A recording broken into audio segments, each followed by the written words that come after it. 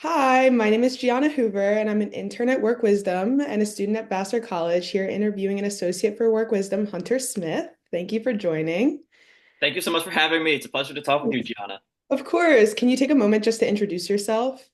Absolutely. So my name is Hunter Smith. I am an associate at Work Wisdom, focusing on the marketing and PR for Work Wisdom. I joined a couple months ago, and yeah, I'm very happy to be here. Oh, that's awesome. Well, thank you for joining. So just to start off, as an associate for Work Wisdom, what draws you to that work specifically, and why is it important to you? So I would say one of the biggest things that has drawn me to Work Wisdom is that having been at a couple different companies throughout my career, I've really come to understand the importance and value of fostering a work culture Mm, where your employees feel inspired and motivated to always give their 100% to everything that they're doing and to create a work culture where people feel valued and respected. mhm. And so I really believe that work wisdom is a force for good in the business world when it comes to educating other companies and leaders on how to create those environments at their own companies. So that's what I would say has drawn me to work wisdom. Oh, that's awesome. And work culture is obviously so important. So I love that. And so specifically, what inspired your career in marketing and communications then? So I have always been sort of fascinated by the concepts of brand management and image management, which is what sort of has drawn me to the world of PR. And Hmm. then I would also say that as my career has developed, when it comes to marketing, and I always have sort of viewed marketing as a vehicle for creative storytelling. And I think that's what's drawn me to marketing as a whole is the ability to take your brand and company and then convey that brand story to different consumers and new audiences and reach new people who are going to connect with your brand. That's what's drawn me to marketing as well. Oh, I love that. That's so cool. And then also, what would you say, what aspects of digital marketing specifically, like, do you find most rewarding? For sure. I would say, sort of bouncing off of my last answer, when we put out new pieces of content, whether that is on social media or whether it's a newsletter or a blog post, and then somebody reaches out to us and says, "I really loved that article that you put out," or "I loved that this piece of this newsletter that you put out," and Mm, then we get that good positive response from people. I think that's what I always find most rewarding when you can yeah. actually see and feel and hear how the people are reacting to what you're putting out. That's what I have always found most rewarding. So, because you feel like connected to it then. And yeah, that's, Absolutely. yes, I love that. And what aspects or with the digital space and marketing space, it's obviously constantly evolving too.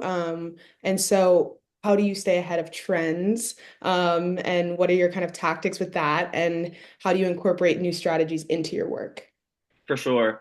So I completely agree, especially in the world of digital marketing. This is an industry and field that is constantly evolving and changing, Mhm. especially when you look at something like SEO, which is a fairly recent development in the world of digital marketing, search engine optimization. That's something that people are still very much trying to figure out and grapple with today because it's so new and developing. So my biggest piece of advice for staying up to date with these trends is to stay curious. Stay curious. And one of the biggest things that I've learned after graduating college is that the learning never ends, especially in this field. Newsletters are also really huge, I would say, as well. There are tons of websites and organizations out there that will send you weekly newsletters, daily newsletters that sort of Yeah, highlight what are other people doing in the industry. What is this company doing that's working? So you can right. sort of take bits and pieces and take inspiration from these newsletters and other bits that you see online and sort of incorporate that into your work as well. Oh, that's so, I love that. That's so cool. Yeah. And I think it's important to like have your identity, but then also be able to kind of like pull from different, yeah, industries that are thriving and Absolutely. different. I love that. And speaking of identity, so how would you say like you ensure consistency in a digital identity, like across different platforms, maybe specifically with Work Wisdom, but then just in general, like how do you curate an identity in that space? Absolutely. So I would say one of the biggest things is having a solid brand guideline that you can sort of Mhm. follow as a solid structure for any piece of content that you're creating as a company. And that's Yeah. something that I've worked closely with Ali on, with Kedron and Sarah as well, and just ensuring that anything that we put out, whether it's a blog post or an article or a social media post or simply, an email to a client, we're using the same sort of tone, style, and voice. We're using the same sort of colors and things of that nature in the brand guidelines Yeah. across mediums. So that's a huge part of it. Oh, that's so cool. Yeah, I think Work Wisdom specifically has like a look and there Yes. is an aesthetic to it. And I feel like that's huge. And do you have any creative outlets and do they influence your professional work? Maybe aesthetically or just however? I think while they probably, I maybe not so much aesthetically influenced because, like you said, work wisdom has such a distinct, Yes. uh, defined brand and Yeah. aesthetic. So I Yeah. wouldn't say necessarily my creative outlets influence it aesthetically. However, what I will say is that my creative outlets influence it in the sense that I'm always staying up to date on what's happening in the world around me, Right. in the social media sphere, in Mm, the news, and that always is influencing what my next step is in terms of marketing and communications. awesome. Who or what has inspired your approach in communications? Whether that's like a professor you've had or just like a company you've seen, like what or who has inspired you? I would say I've worked with a bunch of incredible people in my career who have taken me under their wing and sort of Mm, showed me the ropes of not only digital marketing, but yeah. communications as a whole. Yeah. And then I would also say going all the way back to college, one of the Mm, biggest lessons that stuck with me to this day from my PR professor was that communications is always a two-way street. It's never mm, just the business and company talking at people or talking mhm. at your audience. You have to listen as well. You need to hear what the people are saying to you as well, and then incorporate that into your communication. So that's what I would say. Communication, it goes two ways. So yeah, Yes. I love that. And if someone is considering a career in this field, what advice would you offer them?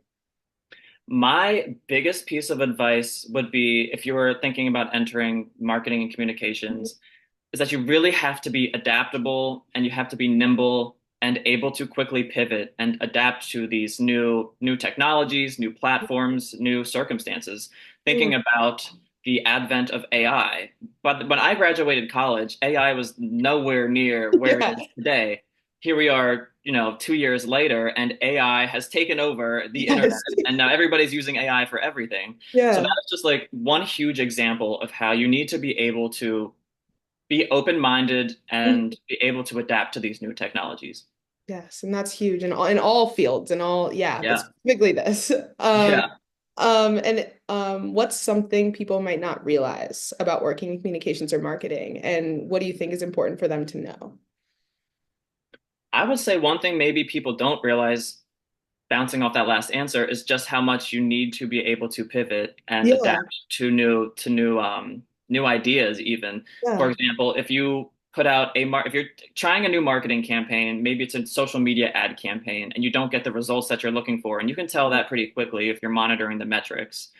You need to be able to think or be able to look at the numbers and say, what about this is working? What about this isn't necessarily working? Take right. the parts that work and then, scrap the parts that don't work and be able to take that and transform it into a new campaign. And that's the sort of adaptability that I think you really need to have to be successful in marketing and communications. And also, I would say in communications, the other thing maybe people don't realize Mhm. is just how much you need to stay up with current events and news. In the Yeah. world of communications, if you things happen very quickly, news comes out, and you need to be able to respond to it or be aware of what's happening in the world around you. So that's another thing that I would say people maybe don't realize. Well, thank you so, so much. I really, really appreciate that. Thank you for participating. It was a pleasure speaking with you, and I would love to have continued conversation.